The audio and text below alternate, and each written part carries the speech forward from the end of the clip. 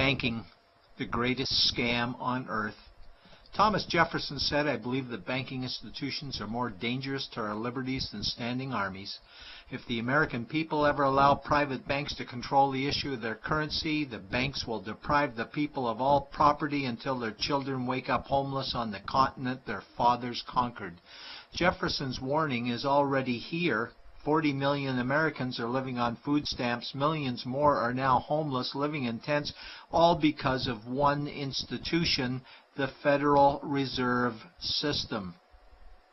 The Federal Reserve is a group of private bankers who have stolen the money creation process from the American people.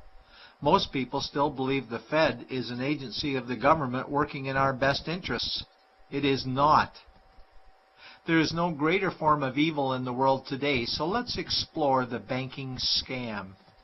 None of us have ever been taught anything about money. The reason is to prevent us from learning the truth that money is a trick and money is a trap.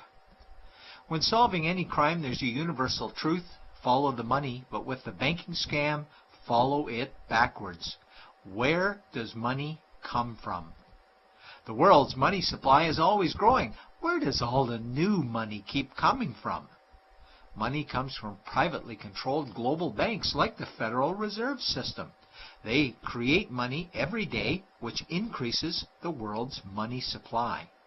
Because all banks are either owned or controlled by private bankers, the real question is, how do private bankers create new money?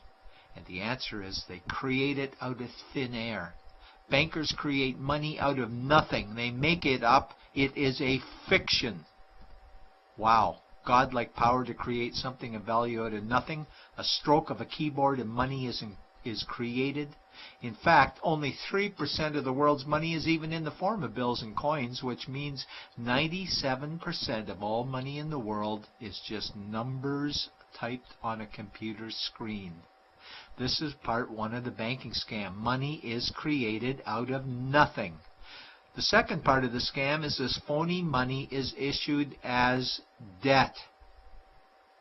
What is debt exactly? Well, when you consider we work our whole lives to pay it off, you could say debt is slavery. But whose debt is this phony money? It's our debt, all of it.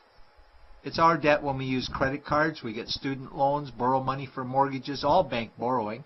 And it's our debt again when the government borrows, which is each and every day. In today's world, money is debt and debt is money, and don't forget the interest charges. Money equals debt and debt equals slavery, therefore money equals slavery. Our monetary system is a carefully concealed system of slavery. Why? Because our government can create the same money for free with no interest charges, just like they used to, as the Founding Fathers designed it inside the United States Constitution for our protection against private bankers. The third part of the banking scam is very evil. When bankers create money from nothing and issue it as debt, they only create the principal portion of the debt. They do not create the money for the future interest payments. There is not enough money in existence for all of us to make our interest payments. In fact, our money creation system is even mathematically impossible. Money issued by the banks, principal debt, does not equal the money demanded back to the banks, principal plus interest. We are forced to play a game of musical chairs to see who can make their debt repayments. This guarantees a world of bankruptcy, competition, and scarcity of money. For example, we go to the bank to borrow money for a house, let's say $100,000. The moment we sign the loan document, the bank creates the money out of thin air. A $100,000 debit gets registered for us and a $100,000 secured credit for them. Then one of two things happens. Either we give the bank 30 years of labor making house payments totaling $300,000 for the original $100,000 we borrowed, or the bank takes our house. The bankers get either our labor for life or our house, and often they get both, all from money created out of thin air and issued as debt, for money made out of nothing. This is why all the bankers end up with all the assets. The fourth part of the banking scam is inflation. People think inflation is prices and costs increase. A better answer might be the value of our money always goes down. Inflation is created every time the central banks print money, which is every day. Where does all this new money get its value? The answer is it steals its value from the existing money supply, where our savings are. Our savings are disappearing because of the new money they're printing. If money creation was in balance with goods and services, there would be no inflation. Prices would stay the same. But the reality is banks always print money, driving prices ever higher, which steals the value of our savings, making them disappear. Since the private bankers created the private Federal Reserve in 1913, the United States dollar has lost 97 cents in purchasing power. An item in 1913 that cost $100 in 2011 cost $2,230, a price increase of 2,130%. This is the banking scam. 4 parts. Private bankers create money out of nothing and charge interest on it. There is no money created for the future interest payments, and inflation steals our savings every day.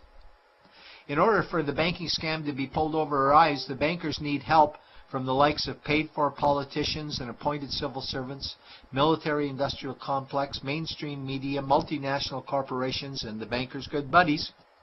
For example, what do our banker-controlled television networks say about criminal bankers?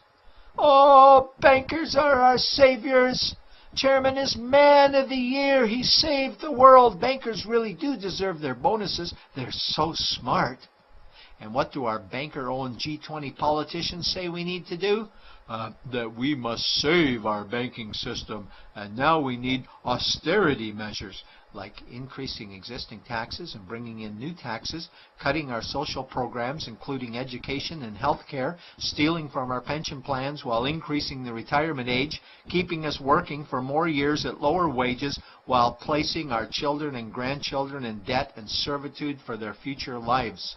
We are being lied to that we must go deeper in debt for bailouts, stimulus packages, quantitative easing, saving the too big to fail banks, credit easing, currency interventions, all names that mean the same thing, more debt to us.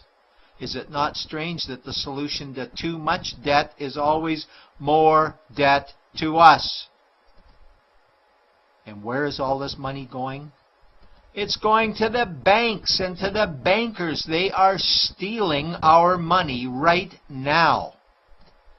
0.1% of the world's population owns 2/3 of the world's wealth. This means that 99.99% of the world's population own less than 1/3 of the wealth, a decreasing amount because these guys are stealing it. We desperately need to wake up to the banking scam. It is time for change. To retake control of our money system, we must stop supporting the banking scam. Lincoln said the government should create all the currency and credit needed to satisfy the spending power of government and the buying power of consumers. Money will cease to be master and will then become servant of humanity. And Jefferson said the issuing power of money should be taken from the banks and restored to the people to whom it properly belongs. It's a pyramid scheme. And we, the people, are the bottom layers of the banking pyramid. Without our support, the banking scam collapses. We have to do it ourselves. Wake up, get active, wake others. Remove our money from the bank. Buy gold and silver coins. Get out of debt. Rip up your credit cards. These actions will bring down the banking scam. Only vote for politicians who support debt-free money, or run for office yourself, and turn off mainstream media to search for the truth while you still can. And support every effort to end the Federal Reserve System and all the privately owned central banks. Let's bring these criminals to justice to get our money and our countries back before it's too late.